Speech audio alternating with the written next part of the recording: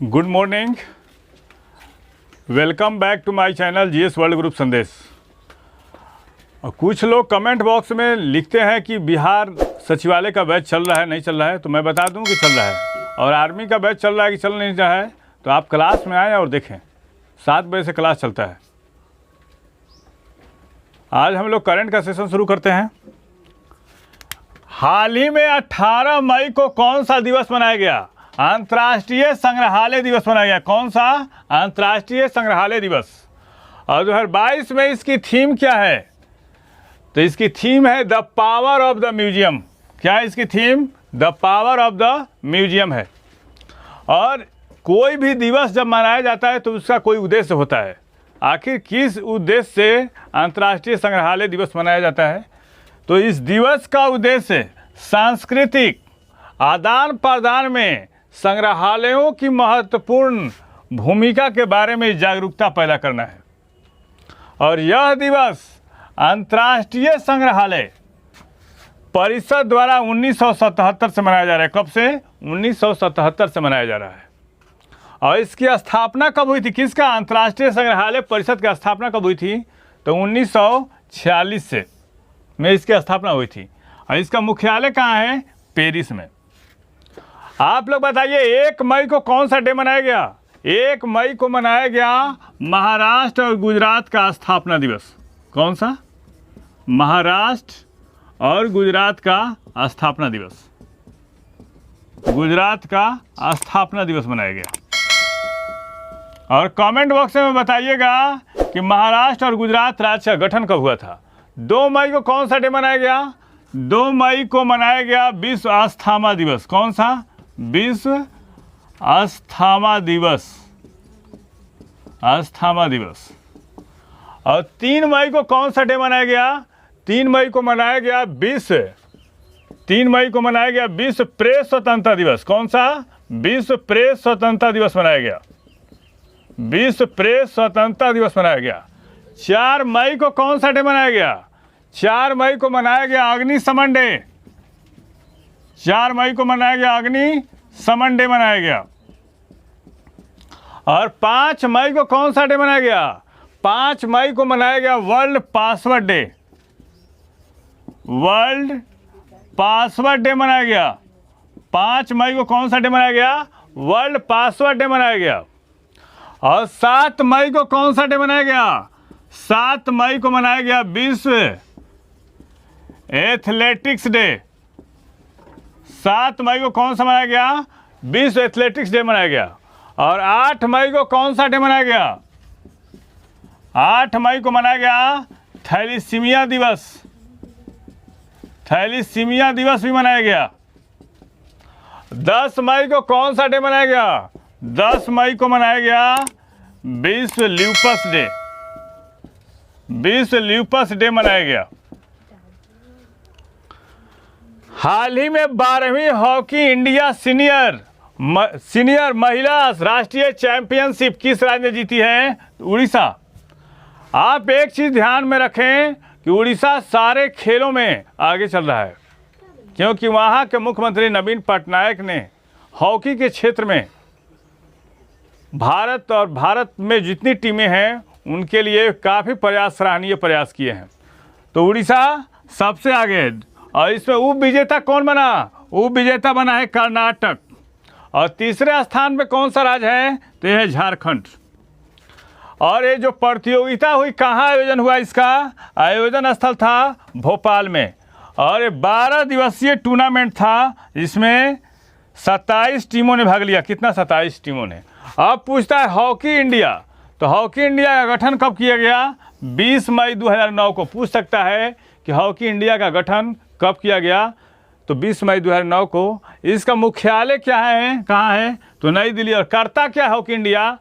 जो national level के महिला और पुरुष हॉकी के खिलाड़ी हैं उनका कोचिंग, उनका निर्देशन और सारे आने जाने का, उनकी हर तरह का प्रशिक्षण का वो गतिविधि का संचालन करता है। कौन करता है? हॉकी इंडिया करता है। हाल ही में किस देश की टीम ने उबेर कप 2022 का खिताब जीता है? दक्षिण कोरिया ने जीता है। और उप विजेता कौन रहा? चीन। पहले ये समझेंगे कि हाल ही में थॉमस कप भारत ने जीता। थॉमस कप जो होता है पुरुषों की बैडमिंटन प्रतियोगिता है और उबेर कप जो है वो महिलाओं की बैडमिंटन प्रतियोगिता है। दक्षिण कोरिया ने पिछले 12 सालों में पहला उबेर कप जीता है। कौन? दक्षिण कोरिया ने पिछले 12 सालों में पहला उबेर कप जीता है। हाल ही में भारत ने इंडोनेशिया को हराकर पहली बार थॉमस कप का खिताब अपने नाम किया है। और आप कमेंट बॉक्स में बताएंगे कि थॉमस कप की शुरुआत कब हुई थी।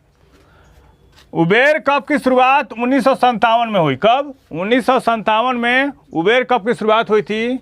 यह महिला राष्ट्रीय बैडमिंटन टीमों के बीच एक प्रमुख अंतर्राष्ट्रीय बैडमिंटन प्रतियोगिता है। अब आपसे पूछेगा कि सर ये बताइए कि थॉमस कप जो है पुरुषों की प्रतियोगिता है तो उबेर कप क्या है? ये महिलाओं की बैडमिंटन की प्रतियोगिता है। अनिल बैजल ने अपने पद से इस्तीफा दे दिया। वे किस राज्य या यूटी के उपराज्यपाल थे? अनिल बैजल 1969 बैच के आईएएस अधिकारी थे। कब? 1969 बैच के आईएएस अधिकारी थे। आईएएस अधिकारी थे और इनकी नियुक्ति कब हुई थी? 2016 में। और कहाँ के हैं? ये दिल्ली के हैं। संघ शासित प्रदेश जो होता है यूटी जो होता है, संघ शासित क्षेत्रों का जो प्रशासन जो होता है उसका उल्लेख किस अनुच्छेद में है? तो 239 में। संघ शासित क्षेत्रों का प्रशासन एक किस अनुच्छेद में है? तो 39 में है। किस अनुच्छेद में है? तो है 239। और 239 के तहत ही क्या होती है? केंद्र शासित प्रदेशों में उपराज्यपाल की नियुक्ति होती है। किसे? उपराज्यपाल की नियुक्ति होती है। और उपराज्यपाल की नियुक्ति कौन करता है? उपराज्यपाल की नियुक्ति कौन करता है? ये करता है राष्ट्रपति। कौन करता है? राष्ट्रपति करता है। भारत में जितने भी यूटी हैं, केंद्र शासित प्रदेश है भारत में, उसमें अंडमान और निकोबार, दिल्ली, पांडिचेरी, अंडमान निकोबार, दिल्ली और पांडिचेरी में क्या कहा जाता है? इसको कहा जाता है उपराज्यपाल कहा जाता है। क्या कहता है? उपराज्यपाल। और लक्षद्वीप में जो होते हैं केंद्र द्वारा नियुक्त, लक्षद्वीप और दादरा नागर हवेली में इनको क्या जाता है? प्रशासक कहा जाता है। क्या कहता है? प्रशासक। क्या कहता है? प्रशासक। और J&K में भी उपराज्यपाल हैं। कौन? Lieutenant governor. ठीक है। और लद्दाख में भी LG की नियुक्ति होती है। कहाँ कहाँ उपराज्यपाल की नियुक्ति होती है? तो J&K में होती है, लद्दाख में होती है, अंडमान निकोबार में होती है, दिल्ली में होती है, पांडिचेरी में। इतने जगहों पर क्या होगी? उपराज्यपाल की नियुक्ति होगी। ठीक है। और आगे देखिए, लक्षद्वीप और दादरा नगर हवेली में क्या होता है? कहा जाता है उनको एडमिनिस्ट्रेटर कहा जाता है, प्रशासक कहा जाता है। अब पूछेगा चंडीगढ़ में क्या कहा जाएगा? चंडीगढ़ भी तो यूटी है, तो चंडीगढ़ में कहा जाएगा किसको? क्या कहा जाता है इनको? चंडीगढ़ में कहा जाता है मुख्यायुक्त।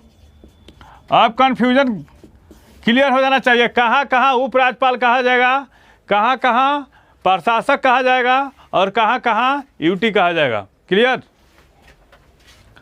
हाल ही में राष्ट्रीय स्टार्टअप सलाहकार परिषद की चौथी बैठक, कौन सी? चौथी बैठक कहाँ आयोजित की गई है? तो ये नई दिल्ली में। कहाँ पे? नई दिल्ली में। और इस बैठक की अध्यक्षता किसने किया था? तो पीयूष गोयल ने किया। कौन? पीयूष गोयल। और इसकी पहली बैठक कब हुई थी? 2021 में। और दूसरी बैठक अगस्त 2021 में। और क्या हुआ राष्ट्रीय स्टार्टअप सलाहकार परिषद की बैठक में? आखिर वहाँ पे इतने बैठक आयोजित हुई तो कुछ तो हुआ होगा। तो पीयूष गोयल ने नाविक ग्रैंड चैलेंज भी लॉन्च किया। और इसका उद्देश्य किस उद्देश्य से किया? इसका उद्देश्य भू स्थिति समाधान के रूप में नाविक को अपनाने का बढ़ावा देना है। अब राष्ट्रीय स्टार्टअप सलाहकार परिषद के बारे में जान लेते हैं। तो राष्ट्रीय स्टार्टअप सलाहकार परिषद का गठन उद्योग और आंतरिक व्यापार, कौन? उद्योग और आंतरिक व्यापार संवर्धन विभाग द्वारा किया गया था।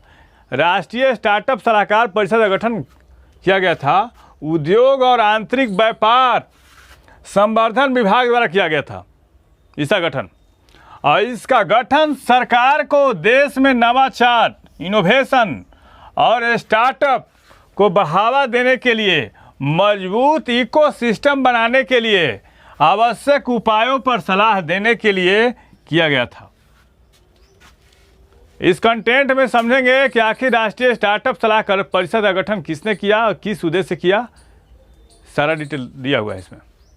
हाल ही में विश्व वानिकी कांग्रेस की अध्यक्षता किस देश ने की है, तो दक्षिण कोरिया। आप लोग बताइए दक्षिण कोरिया का राष्ट्रपति कौन है? दक्षिण कोरिया के राष्ट्रपति हैं यू सुंग सोल। कौन है? यू सुंग सोल। ये बताइए हमको हुंडई और किया किस देश की कंपनी है? ये है दक्षिण कोरिया का। और दक्षिण कोरिया की राजधानी कहाँ है? सियोल है। और सियोल को क्या कहा जाता है? विश्व की हेलीपोर्ट की राजधानी किसको कही जाती है? विश्व की हेलीपोर्ट की राजधानी। विश्व की हेलीपोर्ट की राजधानी किसको कही जाती है? ये कही जाती है सियोल। और सियोल किस नदी के किनारे है? तो सियोल है हान नदी के किनारे। कौन सी नदी? हान नदी। और उत्तरी और दक्षिण कोरिया के बीच कौन सी पैरेलल लाइन है? किसके? दक्षिण कोरिया प्लस उत्तरी कोरिया। एक कौन सी पैरेलल लाइन है? तो 38 डिग्री समानांतर रेखा किन देशों के बीच में है? ते दक्षिण कोरिया। और प्रातःकालीन शांति की भूमि किसको कही जाती है? प्रातःकालीन शांति की भूमि किसको कही जाती है? तो कोरियाई प्रायद्वीप को कही जाती है। किसको? कोरियाई प्रायद्वीप को कही जाती है। भारतीय स्टॉक एक्सचेंज बीएसई ने अपना अध्यक्ष किसको नियुक्त किया है? एस मुद्रा। और इन्होंने किसका स्थान लिया है? विक्रमजीत सेन का जगह लिया। किसका? विक्रमजीत सेन का। और बीएसई भारत का प्रमुख एक्सचेंज है। यह 6 माइक्रोसेकंड की गति के साथ दुनिया का सबसे तेज स्टॉक एक्सचेंज है। कौन? बीएसई। और यह सेबी के अनुमोदन प्राप्त करने वाला भारत का पहला स्टॉक एक्सचेंज है। सेबी की स्थापना कब हुई थी? 88 में। संवैधानिक मान्यता कब मिली? 1992 में। और इसकी स्थापना कब हुई थी? 1875 में। किसका? बीएसई। और यह एशिया का सबसे पुराना स्टॉक एक्सचेंज भी है। और इसका मुख्यालय कहाँ है? मुंबई में। आप लोगों से एक क्वेश्चन है, दलाल स्ट्रीट कहाँ है? तो दलाल स्ट्रीट मुंबई में है। हाल ही में नवीन श्रीवास्तव को किस देश में भारत का राजदूत नियुक्त किया गया है? तो नेपाल में। और नेपाल के बारे में हम लोग जान लेते हैं। नेपाल एक लैंडलॉक देश है, भू आवेष्टित देश है।